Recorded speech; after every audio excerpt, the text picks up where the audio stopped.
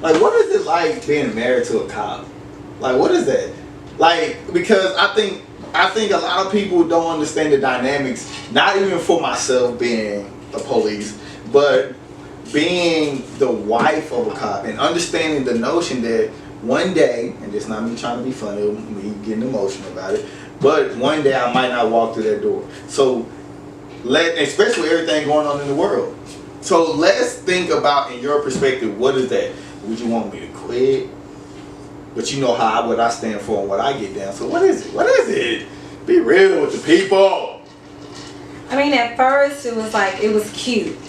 You know, like, got your man in the uniform, oh, he got a career, blah, blah, blah. He's a cop. Like, it was cute. It ain't cute no more.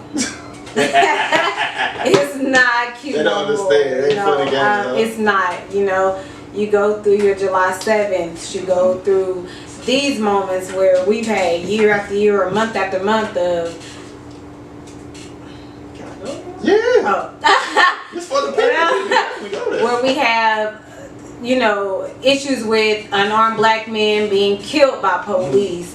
And not only is it upsetting for you guys, but as for me as well, because outside of his uniform, he's still a black man. They don't care about him. They don't care about him at all. We've witnessed it. So, you know, the cute stuff it's out the window.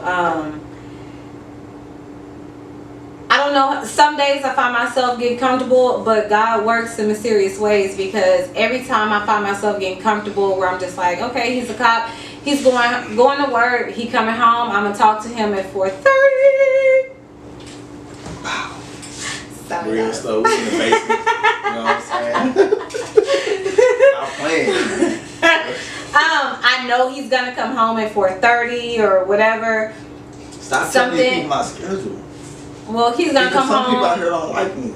He's gonna come home at 8:30, and I got used to that. Like, I just knew that was gonna happen, and I can say that I know that I'm not the only wife who has had that assumption. But then you have to go through an end of watch shift. So every time I get comfortable or I get too comfortable, something extreme happens. It's either an unarmed black man is being killed, and so now we have a war against cops, or all of a sudden you just randomly have attacks against cops for whatever reason. Not saying it's warranted or unwarranted, just saying things happen to where it brings me back to reality that, hey, like, he is a cop. So don't get too comfortable. Remember what he's doing every day. Make sure you call him as many times as you can throughout the day. And you make sure of that. Make sure his babies talk to him as many times throughout the day. Make sure of that. Especially during COVID, when they have the opportunity to talk to their dad as much as possible. It's hard. It is hard. But sometimes it's a reality that I choose not to face, because I don't want to sit there and wonder all day long about it. I just try to pray about it and lean on family about it and things like that. But it's not as cute as it sounds, or as it was. And the whole man in the uniform thing, could care less over it, done with it. Especially with now, it's intense as it has gotten against our black men. And I don't feel like he's exempt. But it's weird because he's on this side and he's on this side.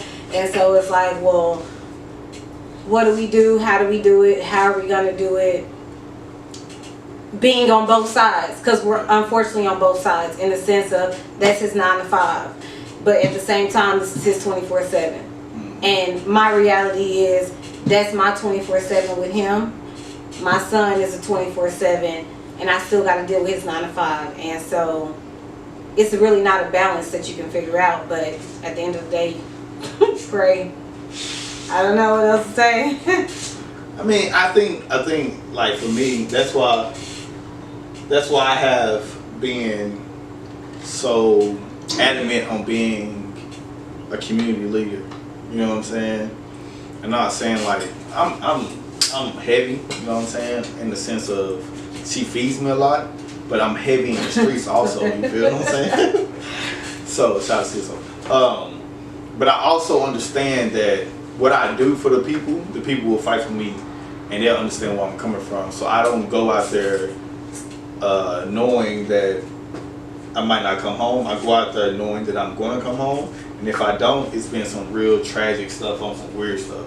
You know what I'm saying? So for me, I was at that point. Gotta come home every day. Gotta come home to your kids. But I'm like, if I do my part out here, you know what I'm saying? I'm gonna come home. You know what I mean? If I'm not overly trying to be something that I'm not, I'm gonna. And trust me, bad things still happen. But at the same time, understand the dynamics of what I need to do while I'm out there. So now I'm not as afraid. And I can understand when she called me, like, what you doing? I'm like, yo, I'm in the hood, I'm in the projects, just walking around. She like, you what? You what? You know what I'm saying? So, but I get it. You know what I mean? But I want to, oh my God.